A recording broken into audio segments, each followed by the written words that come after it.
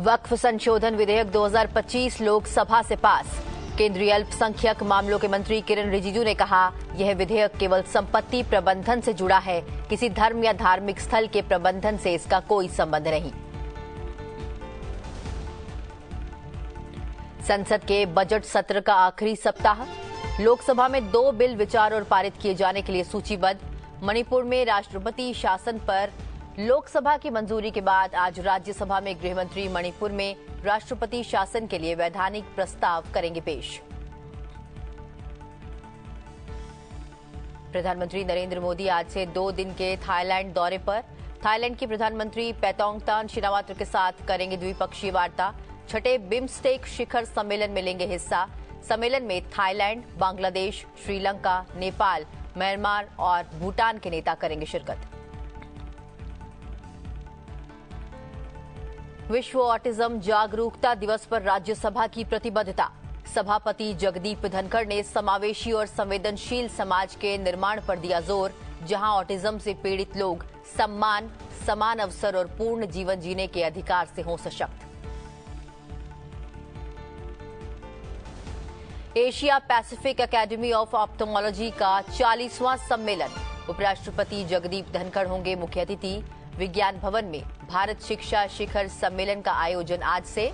लोकसभा अध्यक्ष ओम बिरला करेंगे उद्घाटन।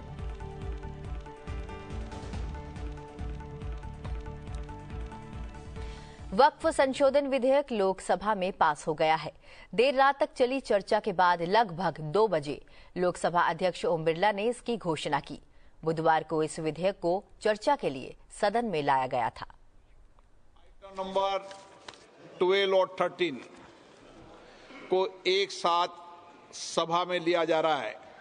वक्फ संशोधन विधेयक 2025 संयुक्त समिति द्वारा यथा प्रतिवेदित और मुसलमान वक्फ निरसन विधेयक 2024 माननीय मंत्री किरण रिजिजू जी। विपक्ष ने इस बिल पर सवाल उठाए, जिसका जवाब देते हुए केंद्रीय गृह मंत्री अमित शाह ने कहा कि कैबिनेट द्वारा अनुमोदित संयुक्त संसदीय समिति द्वारा विस्तृत विचार विमर्श के बाद यह विधेयक लाया गया है। माननीय सदस्य ने जो पॉइंट ऑफ ऑर्डर उठाया है, मैं इसके हार्द को सदन के सामने रखना चाहता हूं। भारत सरकार की कैबिनेट ने इस बारे में एक बिल अप्रूव कर सदन के सामने रखा। आपके द्वारा ये बिल जॉइंट पार्लियामेंट्री कमेटी को दिया गया, जिसका विपक्ष का भी बड़ा आग्रह था। कमेटी ने इस पर सुविचारित रूप से अपना मत प्रकट किया। वो जो मत प्रकट हुआ, वो मत फिर से कैबिनेट के सामने गया। कमेटी के जो सुझाव थे, ये भारत सरकार की कैबिनेट ने स्वीकार किए और अमेंडमेंट के रूप में किरण रिजिजू जी लेकर आए। ये तभी होता है जब ये ऑफिशियल अमेंडमेंट कैबिनेट की अनुमोदन के बगैर आता है। मान्यवर, मैं नहीं मानता इसमें कोई पॉइंट ऑफ ऑर्डर है और आपका ही आग्रह था कि कमेटी जॉइंट पार्लियामेंट्री कमेटी बने। अगर कमेटी ने कोई बदलाव ही नहीं करने हैं तो ये कांग्रेस जैसी कमेटियां नहीं, हमारी लोकतांत्रिक कमेटी है मान्यवर, जो दिमाग चलाती है। कांग्रेस के जमाने में कमेटियां होती थी जो थप्पा लगाती थी। हमारी कमेटी चर्चा करती है, चर्चा के आधार पर विचार करती है और परिवर्तन करती है। अगर परिवर्तन को स्वीकार ही नहीं करना है तो कमेटी काहे को लिए है भाई? विपक्ष द्वारा उठाए गए सवालों के जवाब में लोकसभा अध्यक्ष ओम बिरला ने संसदीय प्रक्रिया से संबंधित नियमावली को सदस्यों के समक्ष रखा। माननीय सदस्यगण, श्री एन.के. प्रेमचंद्रन जी ने जो प्रश्न उठाया है, वक्फ संशोधन विधेयक 2025 पर संयुक्त समिति में विधेयक कुछ खंड जोड़ दिए गए जो विधेयक के दायरे से बाहर हैं। इस विषय पर मैं माननीय सदस्यों का ध्यान कोल और शकदर द्वारा रचित संसदीय पद्धति और प्रक्रिया की ओर आकर्षित करना चाहता हूं। कि संयुक्त समिति की किसी भी विधेयक में संशोधन करने की शक्तियां बड़ी व्यापक और विस्तृत है। समिति किसी भी विधेयक में पूर्ण रूप से संशोधन कर सकती है या उसको पूर्णतः नया प्रारूप तैयार कर सकती है तथा विधेयक के सिद्धांत में परिवर्तन किए बिना उसका पूरा नाम और संक्षिप्त नाम भी बदल सकती है। इस प्रकार समिति किसी विधेयक में नए उपबंध सम्मिलित कर सकती है तथा विधेयक की व्याप्ति की समिति कर सकती है। विगत में कई संयुक्त समितियों ने विधेयकों में ऐसे संशोधन किए हैं। केंद्रीय अल्पसंख्यक कार्य मंत्री किरण रिजिजू ने विधेयक पेश करते हुए कहा कि इसका किसी धार्मिक प्रथाओं से कोई लेना देना नहीं है और ये केवल वक्फ बोर्डों से संबंधित संपत्तियों से संबंधित है। उन्होंने कहा कि सरकार वक्फ बोर्डों को समावेशी और धर्मनिरपेक्ष बनाना चाहती है। माननीय अध्यक्ष महोदय, हम सबको बहुत डिटेल में जाने का भी आवश्यकता नहीं है। कमेटी के बारे में उसका जिक्र काफी हो चुके हैं, लेकिन मैं इतना कहना चाहता हूं कि जो कमेटी इस बार दोनों सदन लोकसभा राज्यसभा मिला करके ज्वाइंट कमेटी में वक्फ अमेंडमेंट बिल पे जो चर्चा हुई है, आज तक भारत के संसदीय इतिहास में इतना व्यापक रूप से चर्चा, कंसल्टेशन और समय कभी नहीं दिया है। इसलिए मैं जो ज्वाइंट कमेटी में जितने मेंबर्स दोनों सदनों के लोकसभा और राज्यसभा में जो सदस्य उस कमेटी में थे, मेरे तरफ से सरकार की ओर से मैं धन्यवाद देता हूं, अभिनंदन करना चाहता हूं।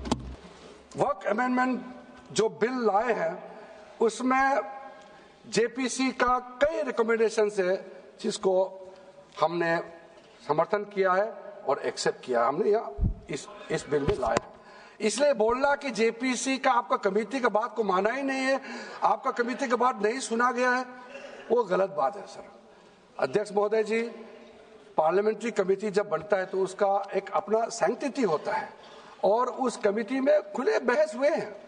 उसमें मैं अंदर जाना नहीं चाहता हूं क्या हुआ है, लेकिन उनके बीच में कई ऐसे मुद्दे हैं जो हम लोग सरकार समझते हैं कि बहुत अच्छा सुझाव आया है, हमने उसको माना है।